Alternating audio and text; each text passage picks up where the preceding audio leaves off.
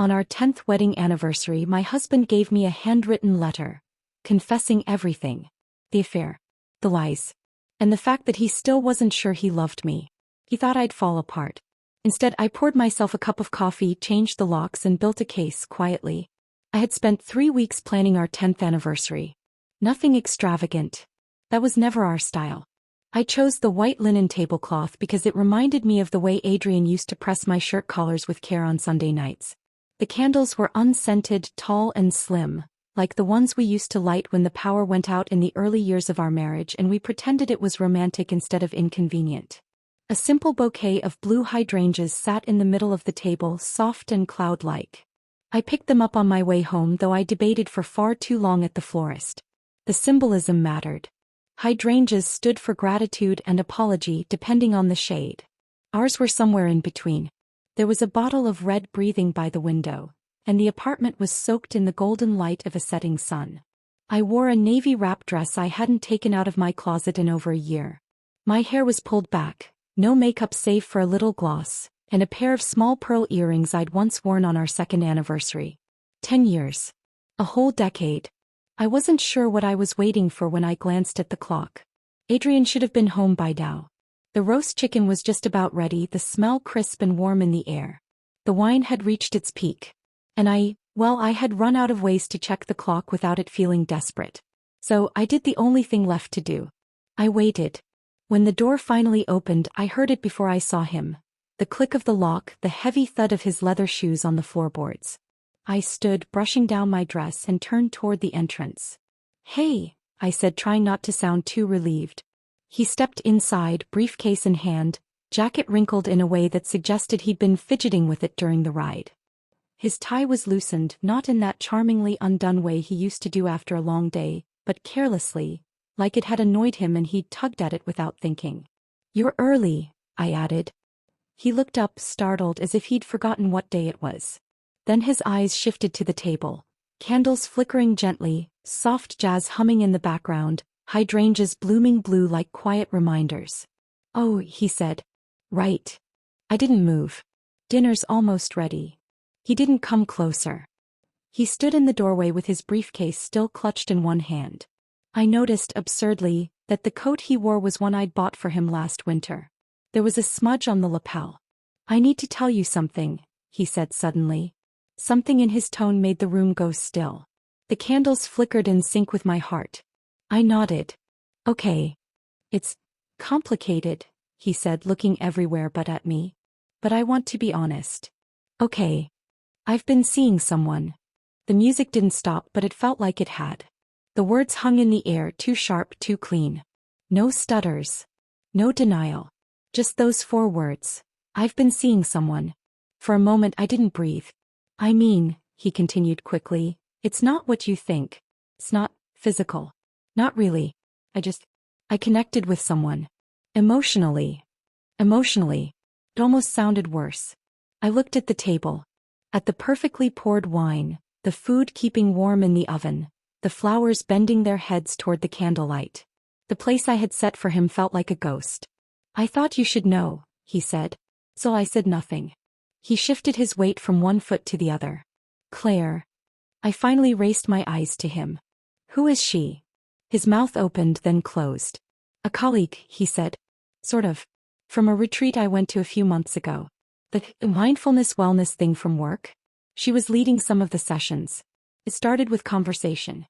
We got coffee a few times. And, I don't know. We just kept talking." "How long?" He exhaled. "About 5 months. That explained the sudden interest in weekly meditation. The weekend away in April. The phone calls he took on the balcony. "Why now?" I asked. My voice surprised me with how steady it was. He paused. "I didn't want to keep lying. And it's our anniversary. I didn't want to sit across from you tonight and pretend nothing had changed." "But you were going to," I said, my voice soft. "I thought I could," he admitted. I told myself it wasn't serious. That it would pass. But then, I started thinking about her more.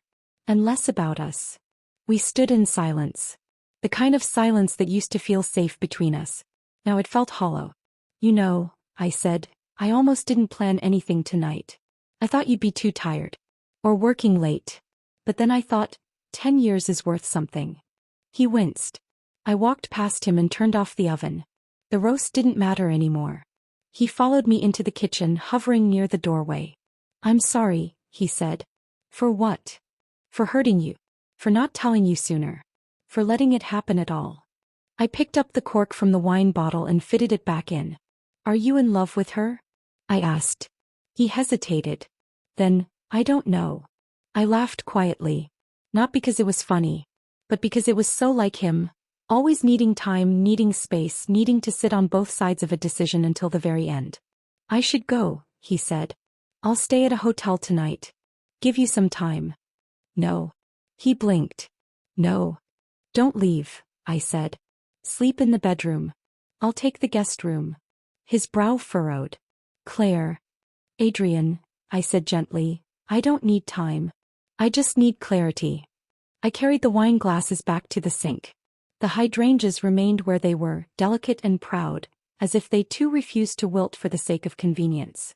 We didn't speak again that night.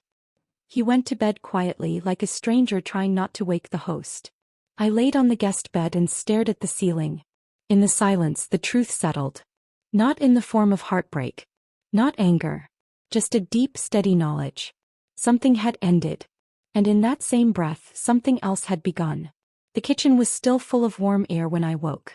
Hydrangeas stood in the middle of the table, gently sagging from the heat. The candles from the night before had burned low into sculpted wax towers. One had tipped slightly on its base, frozen in place like a dancer pausing mid-spin. The remnants of dinner sat cold in their serving dishes, untouched, ceremonial. I didn't clean up. Not yet. It was strange how a space could hold grief without saying a word. How every familiar thing could turn foreign overnight. Adrian had already left. I could tell by the way his keys were missing from the dish by the door and his mug was rinsed in the sink. He'd even made the bed. That was his way. Contained, composed, almost polite in the face of disaster. He didn't like mess. He didn't like silence either. Which made me wonder what silence he'd walked into at that woman's place, if he'd gone there. I sat down at the table with a cup of black coffee. No milk today. Tasted like ash. And then I stood and pulled down the photo. It was framed in mahogany, our wedding day courthouse steps, black and white.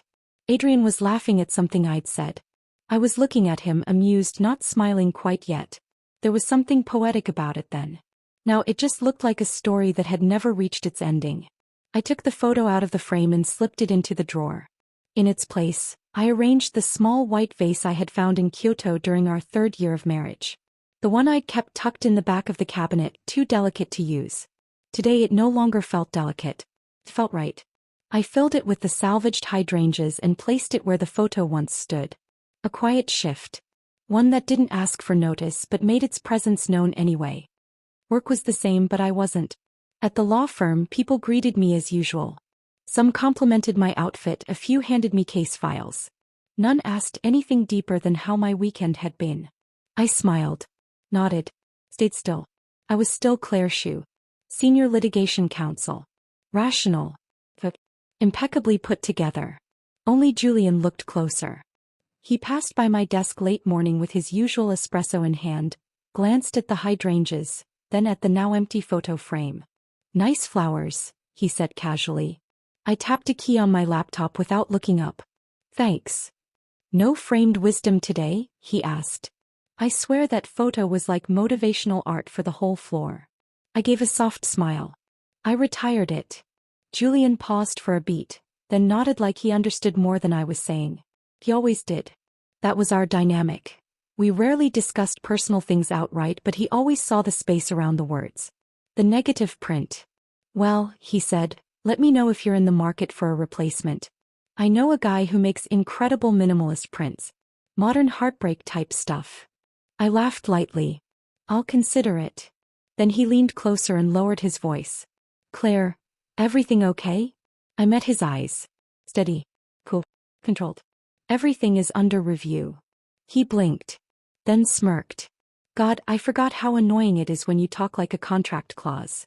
And yet here you are, I said, returning to my screen. And here I'll stay, he replied, tapping the edge of my desk before walking off. It wasn't flirtation. That wasn't how Julian and I worked. It was something different. A companionship built from years of parallel survival. A safety net made of shared silences. I glanced at the hydrangeas again. One petal had fallen onto a folder labeled Client. Revis, Prenuptial Mediation. The irony didn't bother me. It felt appropriate. By lunch I had opened a new file on my personal drive. Marriage record, private. I began listing everything not from anger but from instinct. Instinct I had developed long before I married a man like Adrian. Year of marriage, 10. Years of cohabitation before, 2. A joint accounts, 3. A property holdings, 2. Condo lake house, still under renovation. No children. No active family trust. Approximate. Shared savings, $680K. Assets in Claire's name only. Apartment gifted by parents, investment account. Assets in Adrian's name only. 1967 Omega wristwatch, stock options, Tesla Model S. Prenuptial agreement? Yes. Signed August 8th, year -1. Clauses. No spousal support if infidelity is proven. Division 60-40 in Claire's favor if uncontested. I stared at that last bullet point for a while. He had agreed to it back then with a joking smile and a, "You'll always be the smarter one, Claire." Now it felt like prophecy. I added one more line. Evidence gathered, not yet. But soon. That night I stood in front of the mirror and studied myself. Not like someone checking their reflection but like someone checking their identity. I didn't look different. My makeup was soft. My dress unwrinkled. My posture, trained, upright, composed. But something was shifting underneath it all. Not breaking. Not falling apart. Just rearranging.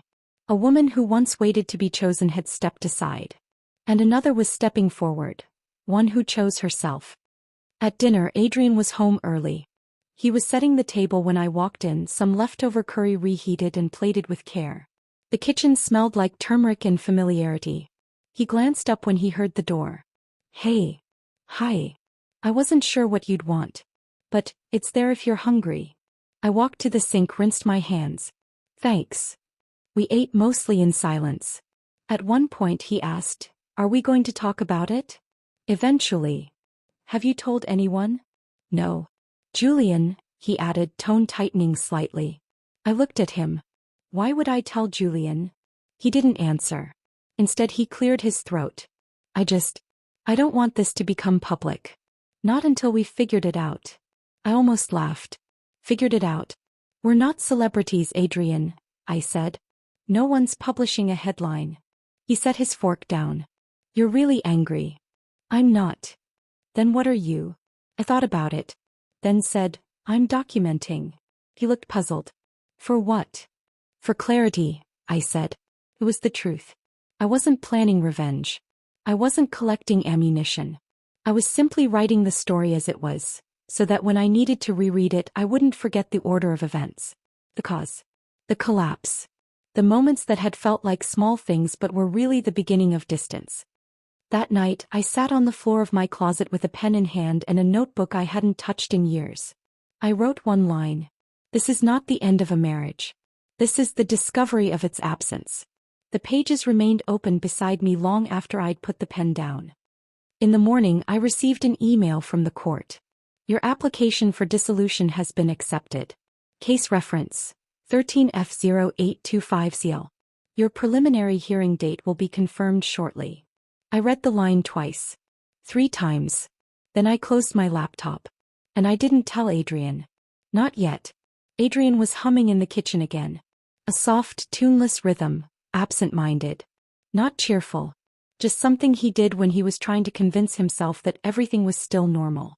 He'd always hummed during moments of minor tension, as if background noise could fill the silences he didn't want to acknowledge. I stood behind the half-wall separating the living room from the kitchen, holding a cup of tea. Watching him. He was frying eggs. Not for me. He hadn't asked if I wanted any. He was just making them the way he always did. Scrambled with too much butter folded neatly on the plate like a peace offering. "You're up early," he said when he finally noticed me. I didn't sleep. He glanced up at that. Again. I didn't respond.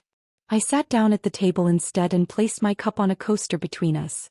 I have a deposition this morning, I said. But I wanted to ask you something first. Adrian hesitated mid-turn, spatula in hand. Sure. I looked at him calmly. How long has it been going on? He blinked. I told you, Claire. It's not like that.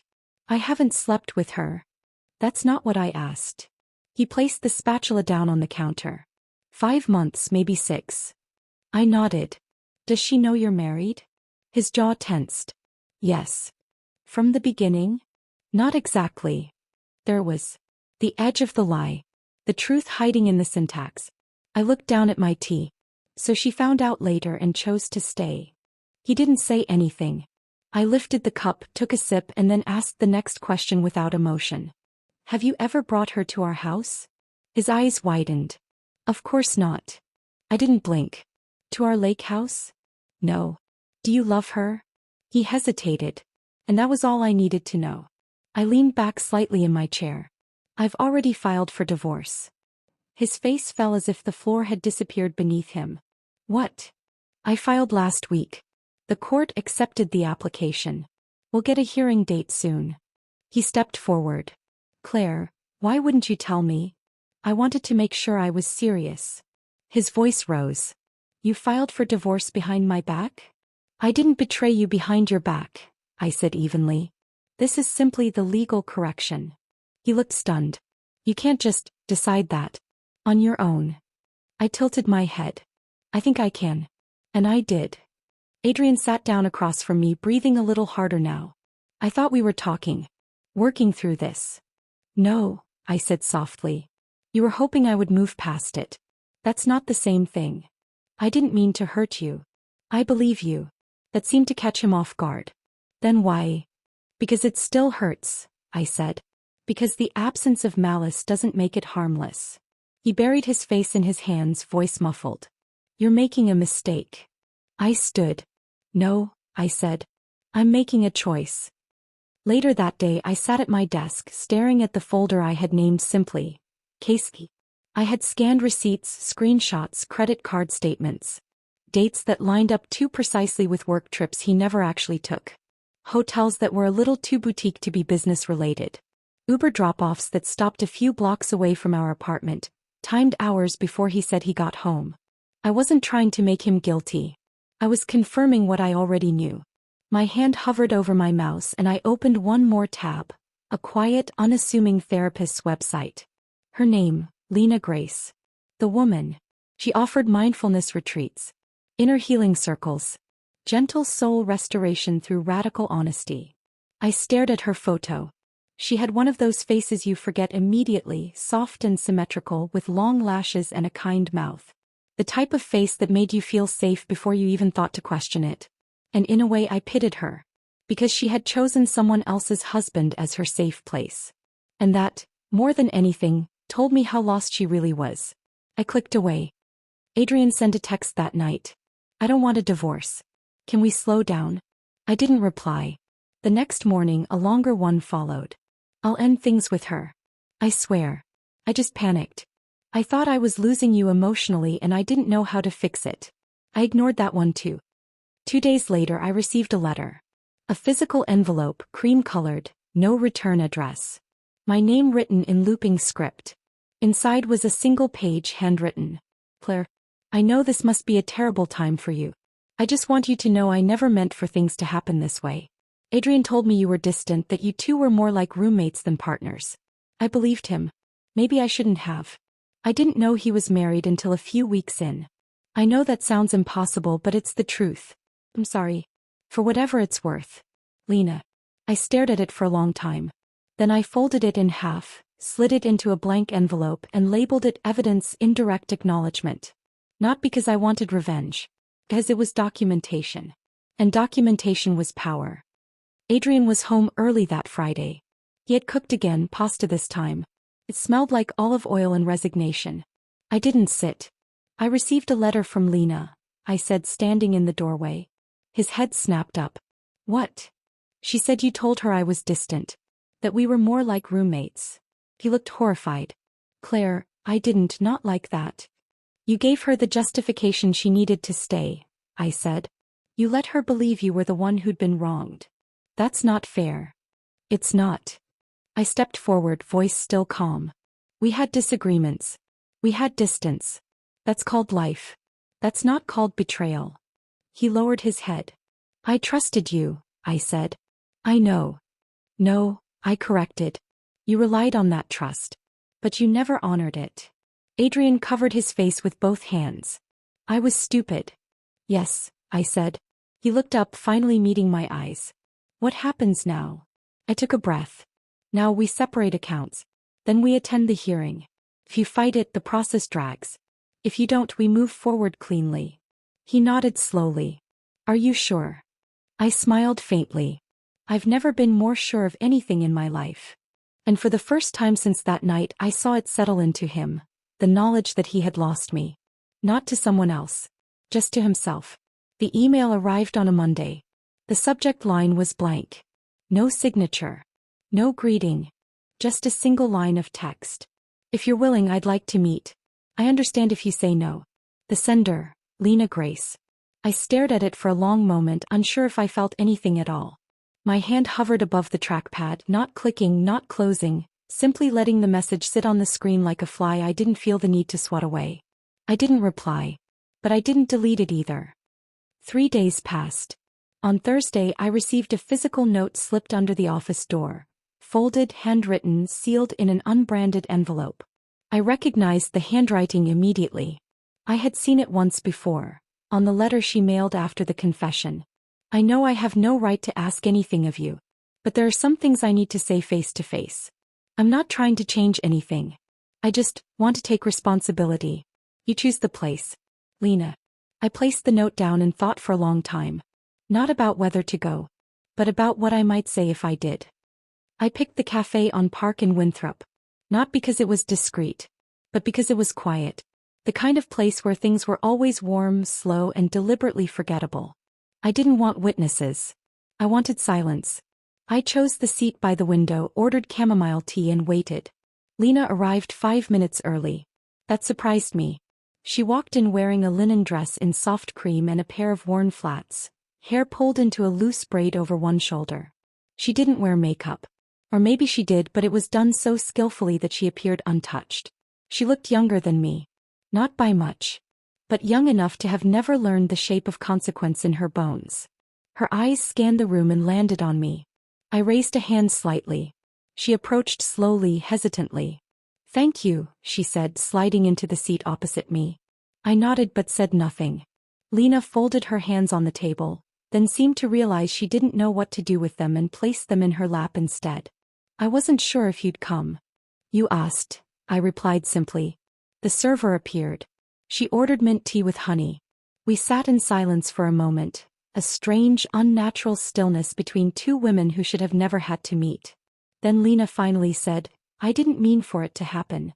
I know how that sounds, but it's the truth. I tilted my head slightly. How did it happen then? She looked surprised. We met during the wellness retreat. He was quiet at first. Distant. Said he was struggling with anxiety and some marriage fatigue. Thought he was just venting. We had long talks. Nothing romantic. But then he started staying after group to help clean up. Bringing me coffee. Asking questions that weren't really about mindfulness. And you encouraged that? I asked, voice even. I told myself I didn't, she said quickly. But I think I liked being needed. He never said he was married, Claire. Not until weeks in. And after he did? Lena swallowed. By then I was already in. There was the same weak rationalization dressed up as helplessness. Do you believe being in with someone excuses staying? I asked. No. She hesitated. I thought he was going to leave you. He said things were over. That it was just a matter of time. He said that to you? I asked, calm but direct. She nodded. Yes. I took a slow sip of tea, letting her sit with that confession. Then I asked, and when you realized he hadn't left, what did you feel? She dropped her eyes to the table. Ashamed. And sad. And scared. But also, angry. I know I don't deserve to be. But I was. Because he didn't choose you, I said plainly. Yes. I looked at her carefully now. Her skin was pale. Her lips pressed together like a child trying not to cry. I didn't hate her. I didn't even feel threatened. She wasn't the storm that wrecked my home. Adrian was. She was the woman who wandered into a house without asking if it was still occupied, and stayed because the lights were off and it felt safe. He was never going to choose you, Lena, I said quietly. I know that now. I leaned forward. Do you know what he told me the day I asked if he loved you? She shook her head. He hesitated. She flinched. I continued. That hesitation was your answer too. Lena's eyes began to fill. She didn't wipe them. I'm not here for an apology, I said. I'm not interested in being forgiven or in forgiving. Then, why did you come? I looked at her dead center. To remind you of one thing. Being young isn't a shield and being sorry doesn't clean the floor after the glass breaks. You were an adult.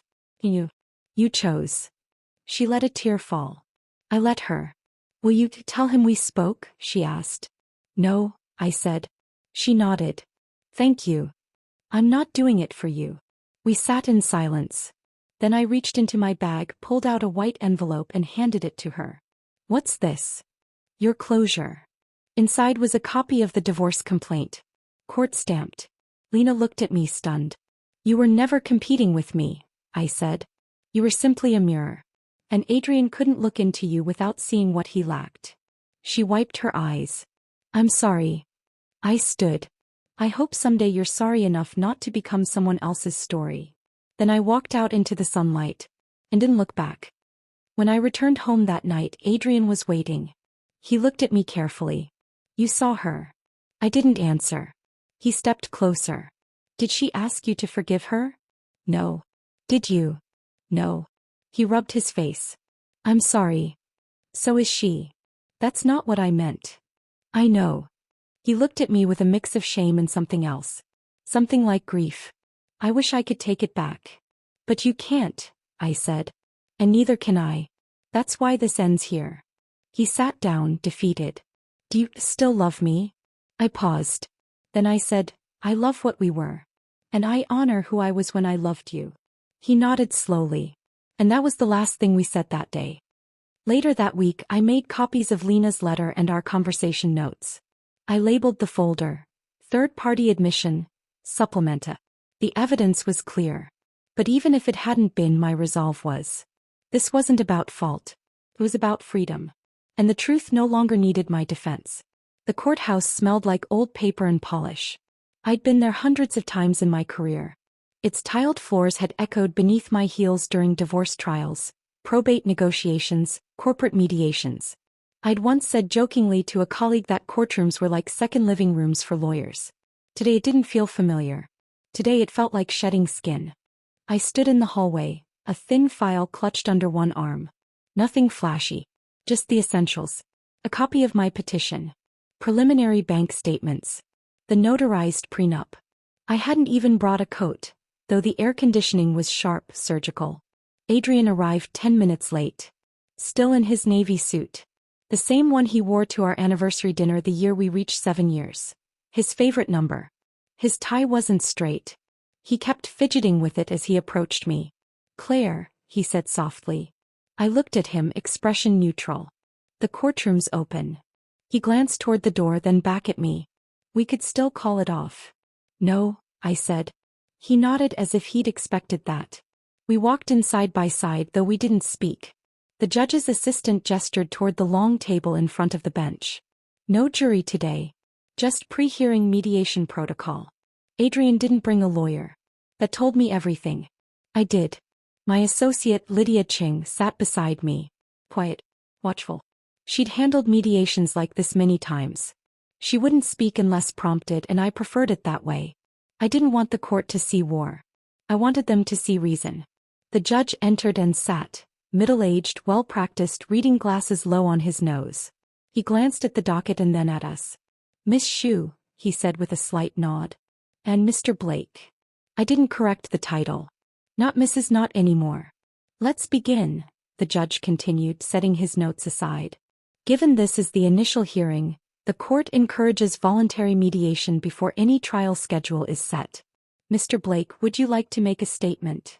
Adrian stood slowly, buttoning his jacket with hands that trembled just enough to be noticeable. "Your Honor," he began, "first of all, I want to say that I don't want this divorce." He paused. Looked at me. I didn't look back. "We've been married 10 years. We've built a life together. I know I've made mistakes, one big one in particular, but I don't believe those mistakes mean the marriage is broken beyond repair. I believe we can work through this." His voice cracked slightly at the end. The judge gave him a measured nod. "Miss Xu." I stood. "My client," I said deliberately, "is open to engaging in court-recommended mediation, as part of due process." Lydia glanced sideways at me, understanding. It wasn't consent. It was strategy. The judge adjusted his glasses. "Is reconciliation off the table?" "Emotionally, yes," I replied. "But the process of reconciliation through mediation may help establish legal clarity." I saw Adrian's lips tighten. He realized it then. I was no longer speaking as his wife. I was speaking as his legal equal. One with boundaries he couldn't charm his way through. "Very well," the judge said. "Given that response, I'll schedule the first mediation session for 2 weeks from now. In the meantime, please begin preparing a list of joint and individual assets, as well as a basic reconciliation proposal." The hearing was brief, 20 minutes at most. When it ended, we stepped into the hallway once again. Adrian followed me outside. "You didn't have to be that cold in there," he said, tone clipped. "You gave up the right to emotional appeal when you concealed your affair for half a year," I replied. "I was honest with you." "Eventually," I corrected. "But after the damage was already done." He sighed. "You're making this harder than it has to be." "No," I said. "I'm just not making it easier for you." He stood there for a long moment, shoulders slightly hunched. He looked tired. Smaller. "I'm scared," he said finally. "I've never seen you like this before." I looked at him, expression steady. "That's because you've never seen me without you." And then I walked away. That night I reviewed the recording again. Not of our court hearing, but of the restaurant conversation. 2 weeks earlier, Lena and Adrian had met at a corner table in a dimly lit fusion bistro downtown. I hadn't followed them, I didn't need to. She had texted me the location, the time, the date. She knew what she was doing. The microphone I'd slipped into her clutch, her idea, picked up every word. "I just don't know what I'm doing anymore." Adrian's voice crackled through my laptop speakers.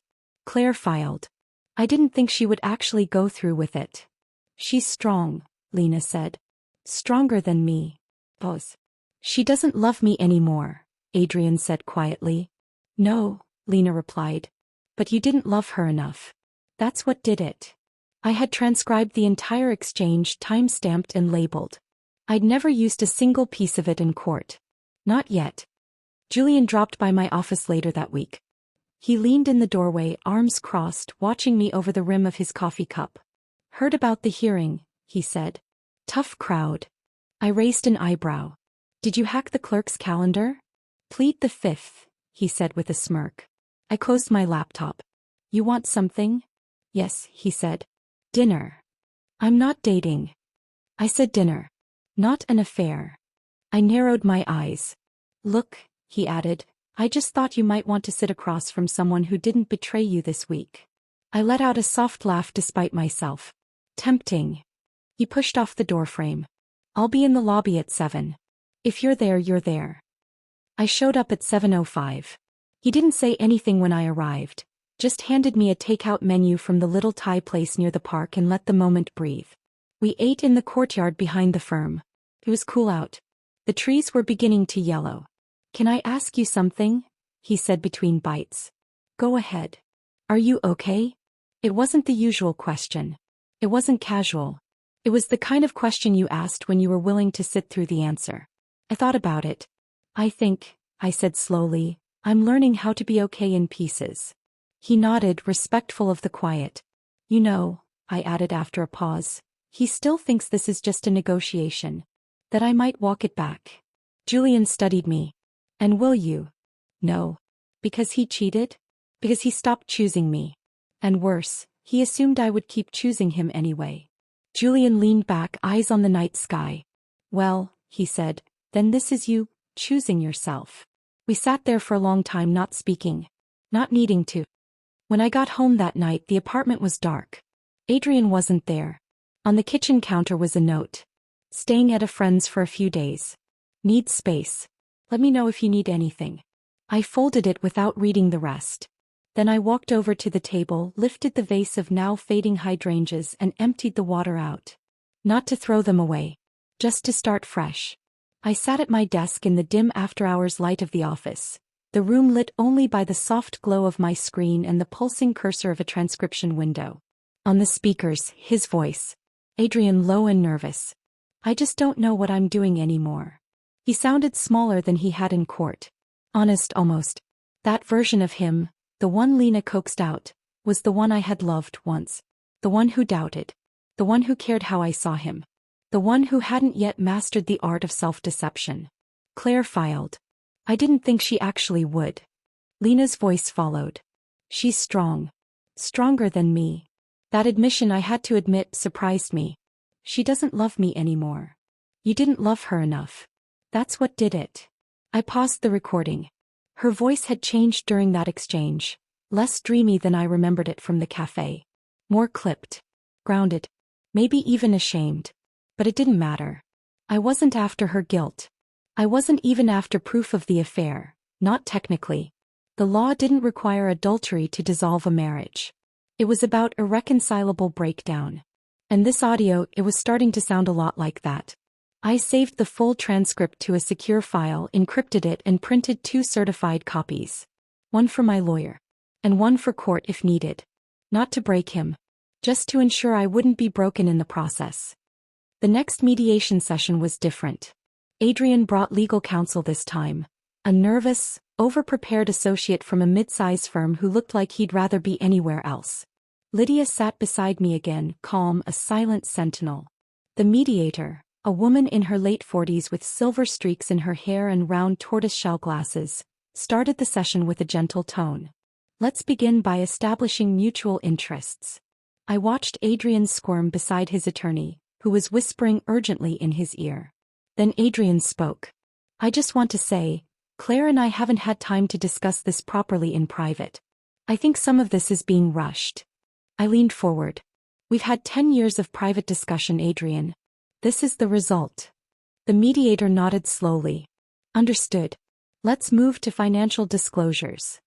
Lydia slid a packet across the table. Joint assets. Broken down by contribution, title ownership and separate holdings. Adrian's attorney flipped through the pages, eyebrows rising with every sheet. Adrian meanwhile stared at the table. We'll need time to review this, his lawyer muttered. Take all the time you need, I said. We weren't in a hurry. We were just done. That night my phone buzzed around 10:40 p.m. Julian. Still at the office. Leftover tie in chaos. I smirked, typing back. Claire. Transcript work in red wine. Better deal than yours.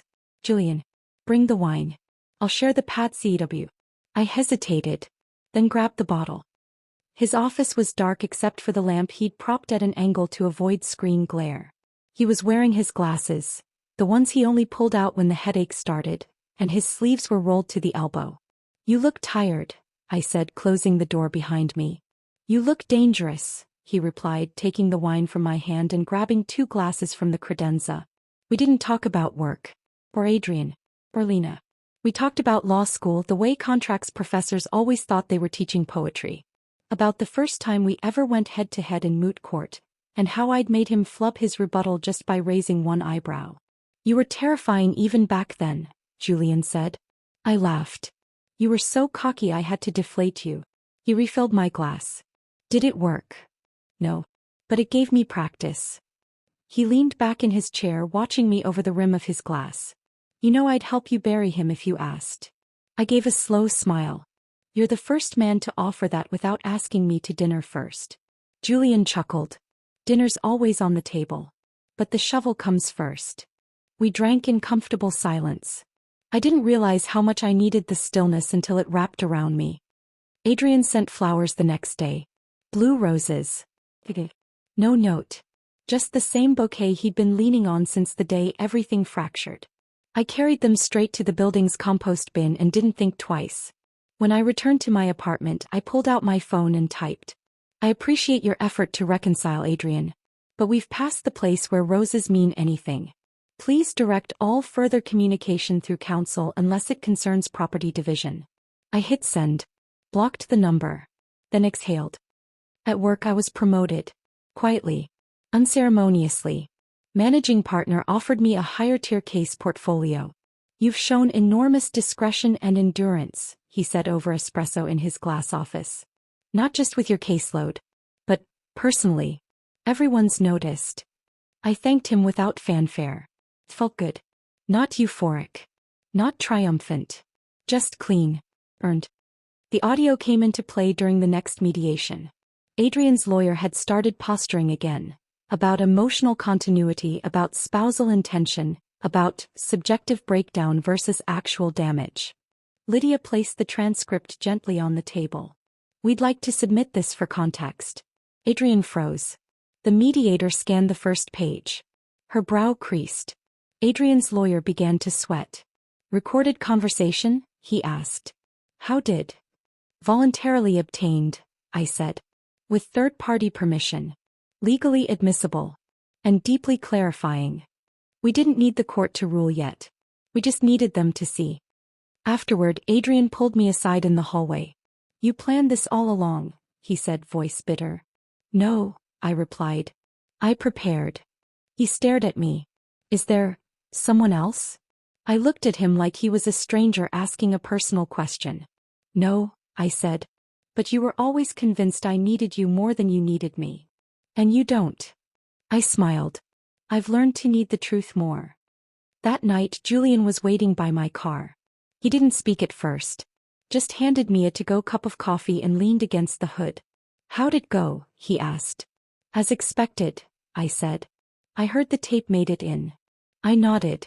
He gave a short whistle. That's a power move. It wasn't about power, I said. It was about narrative. He looked at me for a long moment. You know, he said, I never said this before, but I think he never really understood who you were. I raised an eyebrow. And you do. He grinned. Let's say I've always had a working theory. And you don't need anyone. But you deserve someone who shows up anyway. I looked at him, then really looked. And something softened between us. Not romance. Not yet. But something like readiness. For light.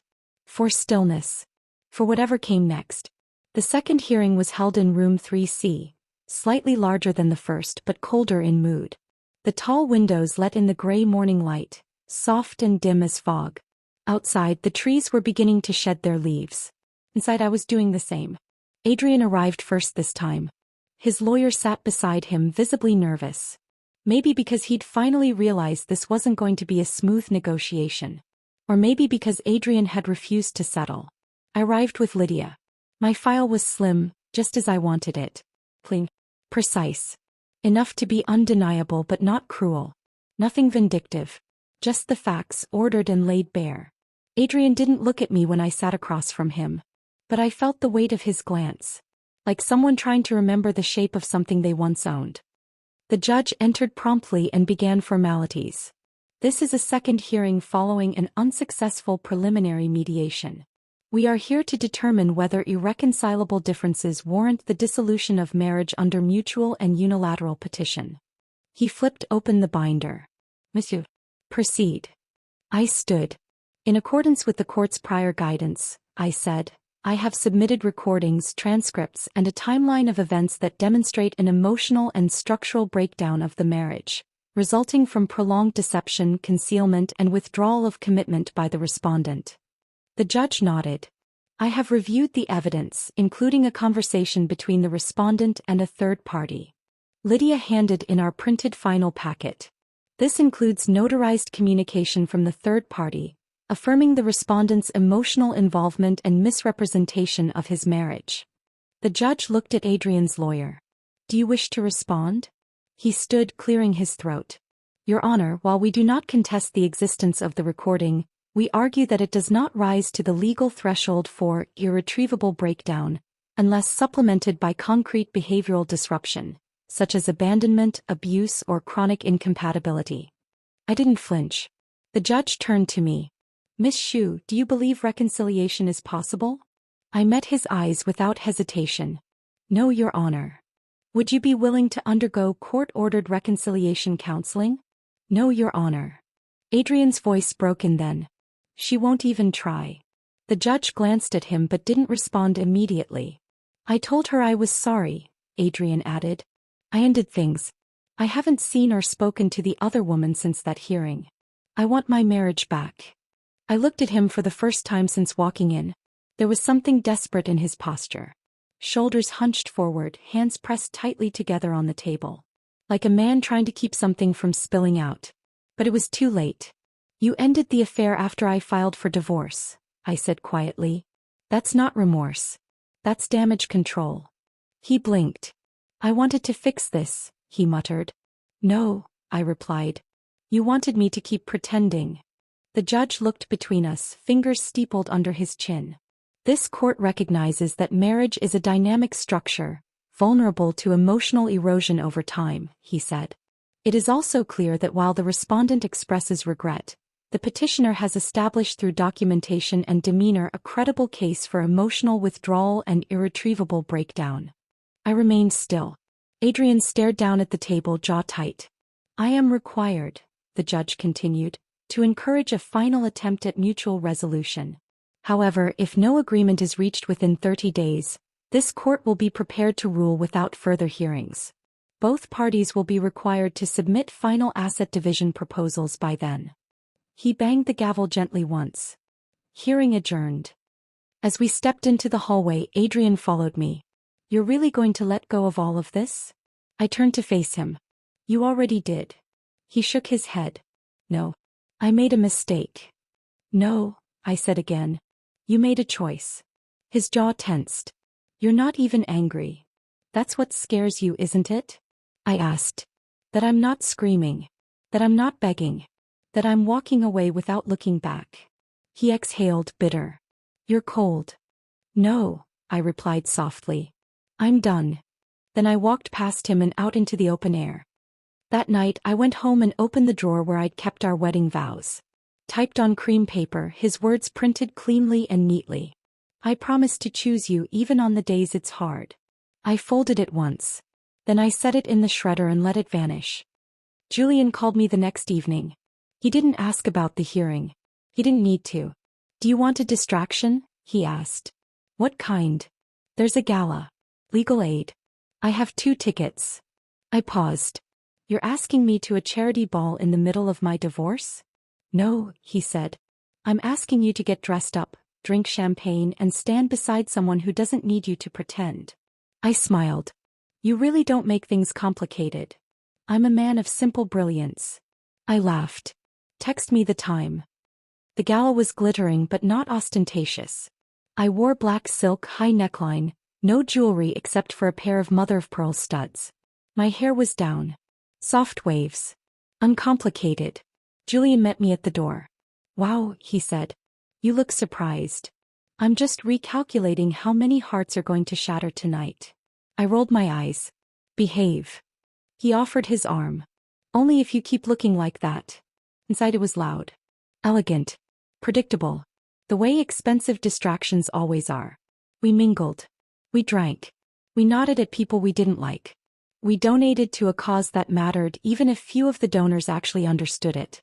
And in the middle of it all, Julian leaned toward me and whispered, I like this version of you. What version is that? The one that stopped waiting to be understood. I looked at him then. Really looked. And I saw it. Not romance. Not pressure. Just space. A place to be exactly who I was with no need to edit. When I got home I opened my inbox. An email from Adrian sat at the top. Claire, I saw you tonight. You looked beautiful. Everyone was staring at you. It made me realize how far away you already are. I know I've lost you, but I'm still asking. Please don't finalize this. Please give me one last chance. Adrian. I read it once. Then closed the tab without replying.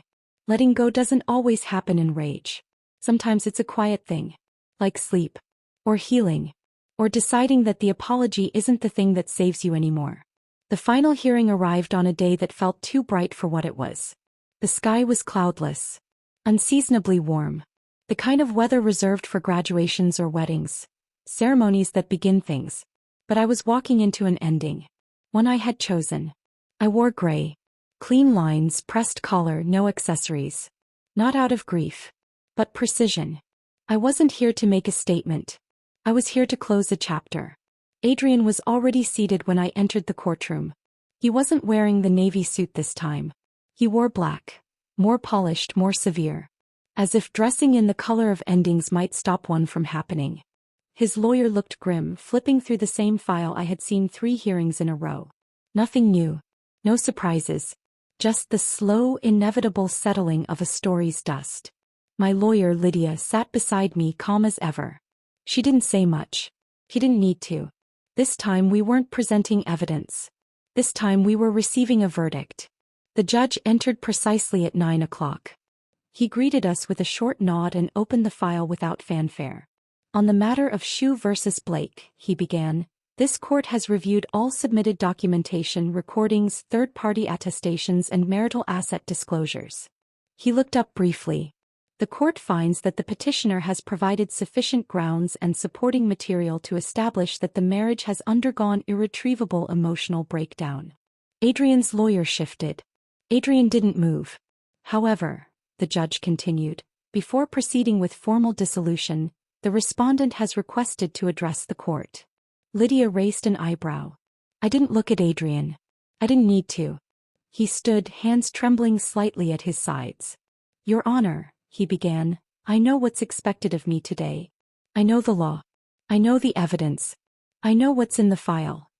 He turned toward the bench, but his words were for me. What I didn't know was that you could lose someone so completely while they're still sitting in the room.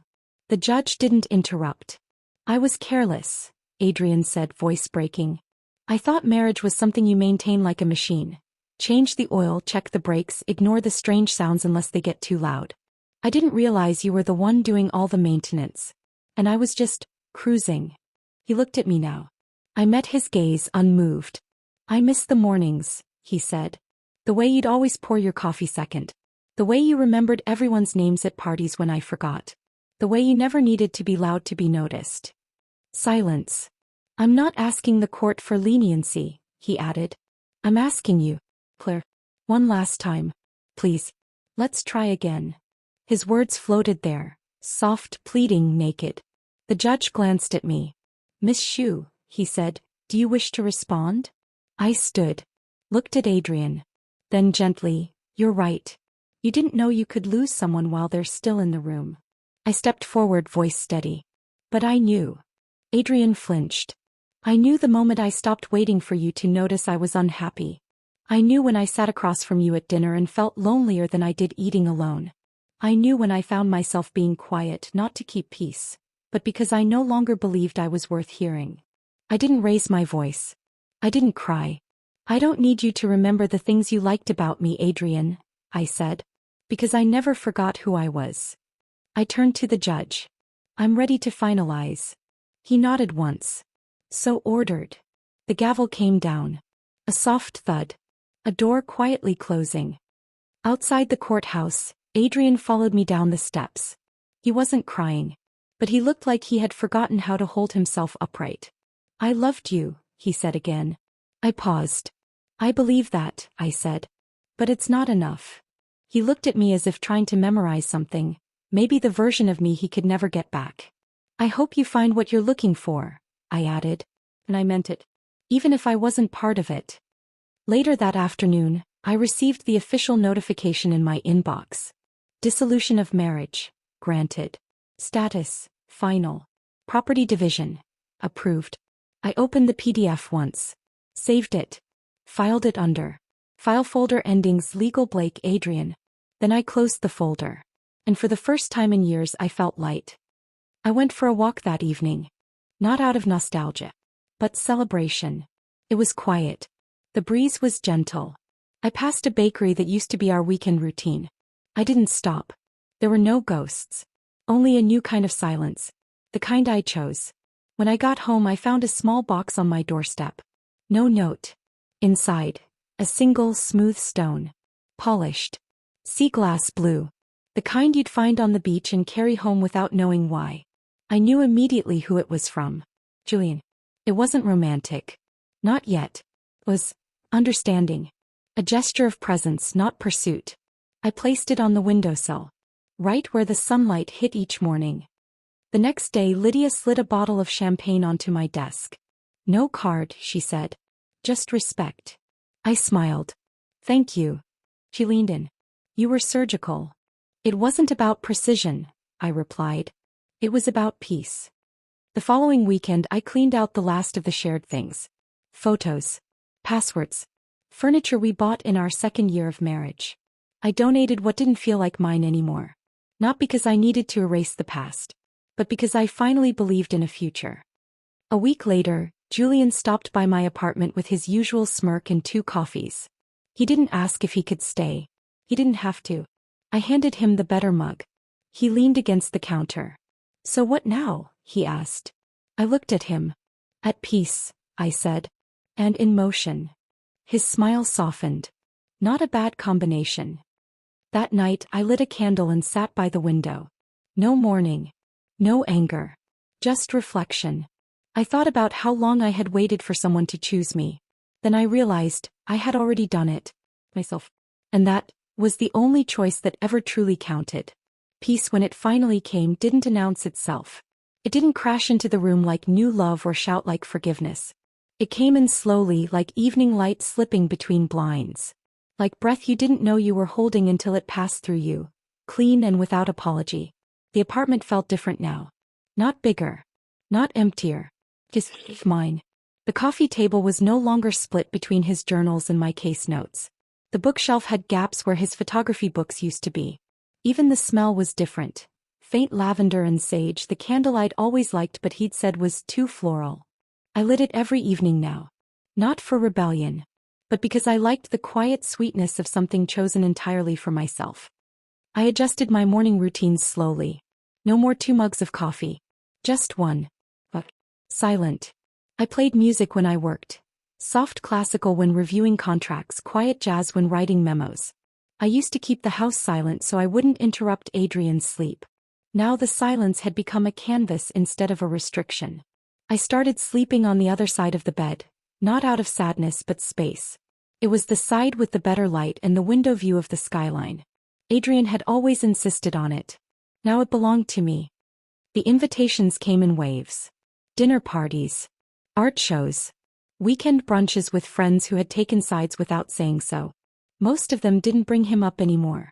A few tried awkwardly to ask if I was doing okay. I stopped answering that question. Not because I wasn't okay, but because okay didn't feel big enough. I was clear. So, serpent. Like a winter lake, quiet on the surface but deeper than anyone guessed. Julian became a regular presence, not in the way men often try to be helpful, fixing things, offering solutions. He never once said, "You deserve better." He never tried to diagnose my healing. He simply showed up. Once he brought over dinner without asking, placed the containers on the counter and started plating before I could object. Another time he texted, Friday. No phones. Just a bad movie and popcorn. I'm bringing the worst one I can find. It ended up being a horror comedy so terrible we laughed through the credits. But the silence between us afterward was soft. Companionable. He never reached for my hand. He never leaned too close. It wasn't restraint. It was respect. One afternoon I found a sticky note on my desk. No signature. Just a line in Julian's handwriting. You're allowed to be whole without rushing to be healed. I didn't know when he'd written it, but I tucked it into my journal like a pressed flower. Work became easier. Not because the cases were simpler, they weren't. But because I no longer carried the weight of pretending. No more missed calls from Adrian. No more veiled questions from coworkers. No more second-guessing whether someone's kindness came with an agenda. I was alone. But not lonely. There's a difference. And I had finally learned it. Lena emailed once. Short. I wanted you to know I've moved. I've stepped away from the retreat center. I'm attending a new certification program out of state. I'm not running. Just growing. I owe you more than you'll ever know. L. I didn't reply. Not because I was angry. But because closure didn't require conversation. Some doors stay closed not out of bitterness, but because the wind that used to blow through them is no longer welcome. I took up walking again. In the early mornings before the streets filled. In the evenings when the city lit up like a theater set. I passed the little corner cafe we used to frequent. The barista recognized me and waved. "Hazelnut latte?" she called out. I smiled. "No. But straight." She raised an eyebrow. "Change of taste. Change of clarity," I said. Julian surprised me on a Sunday. He showed up with a box under one arm and a shy smile. "What's this?" I asked. "Just a project. Thought you might want something different." Inside was a stack of blank canvases, watercolor paper, brushes, and a small tin of pigments. "You're assuming I can paint," I teased. "I'm assuming you've spent years controlling everything," he replied gently. "Maybe it's time to let something be messy." I didn't know what to say to that. So I painted. The next evening. Then the next. I didn't create anything worthy of display. But I began to like the way color moved without permission. In mid-October, I had dinner with a former professor who'd always encouraged me to pursue higher judicial ambitions. He listened as I explained the last few months. Carefully, concisely. No drama. Then he said, "You've always been good in a courtroom. But now you sound like someone who's ready to write her own laws." It stayed with me. The idea that I no longer needed to interpret other people's definitions of success or failure. That I could define what peace looked like. And what love should feel like. One evening I found myself on the rooftop wrapped in a blanket sipping wine. Julian joined me silently. We didn't speak for a long time. Then he said, "Do you ever miss him?" I thought about it. "I miss who I thought he was," I answered honestly. "But not who he became." Julian nodded. He didn't reach for me. But the nearness of him, solid, unpressing, was enough. I opened my journal the next day and wrote, "I'm not waiting for a new beginning. I'm living the middle I never gave myself before. No climax. No arc. Just breath." And it felt true. That weekend I hosted a dinner. Just 6 people. Close friends. Laughter. Good wine. No explanation of what I'd been through. No pity. Just presence. I wore ivory. Soft silk. Nothing too formal. Julian sat across from me and raised his glass. "To peace," he said. And for the first time the word didn't make me ache. It made me smile. It began with a couch cushion. Or rather, the war over one. Julian had fallen asleep. Again, during our third attempt to watch an old detective series I loved. It had become a pattern. Him stretched out with popcorn in his lap, confidently claiming he'd stay awake, this time for real. Spoiler, he never made it past the opening credits. This time I gently pulled the blanket over him and went to reclaim the armrest he always stole. He opened one eye. "You steal that cushion and I swear, Claire, I'll file for emotional damages." I smirked. "You'd have to prove emotional attachment to this," I said, tugging the squishy gray pillow free. He groaned dramatically. "That's the memory foam one. The good one. You can't just take it," says the man who committed second-degree couch sprawl and fell asleep snoring into my shoulder. I was recharging, thank you. Like a large, snarky houseplant? Exactly. And now you're depriving me of sunlight and comfort. Cruel. I laughed. It wasn't the kind of laugh I used to give Adrian. Polite, measured. This one was unfiltered. Warm. That was the difference with Julian. He made me laugh without trying. And more importantly, he never made me feel like I had to earn my space. We weren't together. Not officially. Not yet. There were no declarations. No candlelit confessions. Just time. He started leaving things behind. A sweater on my reading chair, a book half-read on my nightstand, coffee grounds he swore were essentially gourmet, but smelled like burnt toast. One day I opened my fridge and found a sticky note on the oat milk carton. "Do not trust this." It tried to fight me. I rolled my eyes. Then smiled for 20 minutes. My friends started noticing. Not the change in my relationship status, but in me. "You seem lighter," Nora said over brunch. "Like someone took the 10-ton weight off your chest." "They did," I replied. "It was me." She nodded. "And Julian?" I smiled into my coffee. "He's steady. You like him." "I respect him. Even better." Julian never asked me to define anything. Instead he asked things like, "What sound would your peace make? If you could name your heart like a city, what would it be? Do you ever wish your past could see how you turned out?" I didn't always have answers. Sometimes I'd just laugh and say, "You're not deep. You're just bored." He'd grin. "True. But I make it look poetic." We had our first kiss in the most absurd way. We were arguing, gently, over who made the better scrambled eggs. He insisted his low and slow method was unmatched. I said texture mattered more. He challenged me to a cook-off. I accepted. It ended in 2 failed pans, flour on the floor, and me laughing so hard I dropped the spatula. He reached to catch it, missed completely, and nearly collided with the counter. "I'm dying for you," he said dramatically, "and you're over here criticizing my whisking technique. It's chaotic whisking. It's passionate whisking." I turned, still giggling, brushing egg from his sleeve. He froze, suddenly too close. Then he kissed me. No music. No build-up. Just his lips, soft and unhurried, against mine. Like punctuation at the end of a long sentence I didn't know was ready to close. We didn't say anything after. He just rested his forehead against mine and whispered, "Your eggs still suck." I shoved him playfully. "You kissed me just to win the argument. Worked, didn't it?" From there nothing changed. And everything did. We still cooked badly. Still argued over which detective series had the better theme song. Still walked at sunset without needing to hold hands every time. But now, sometimes, he'd reach for me in quiet ways. His palm on my back as we crossed the street, his fingers brushing mine as I flipped a page in my book. Nothing urgent. Just presence. I told him once, curled up on the sofa, head on his chest. "You know this is new for me, right?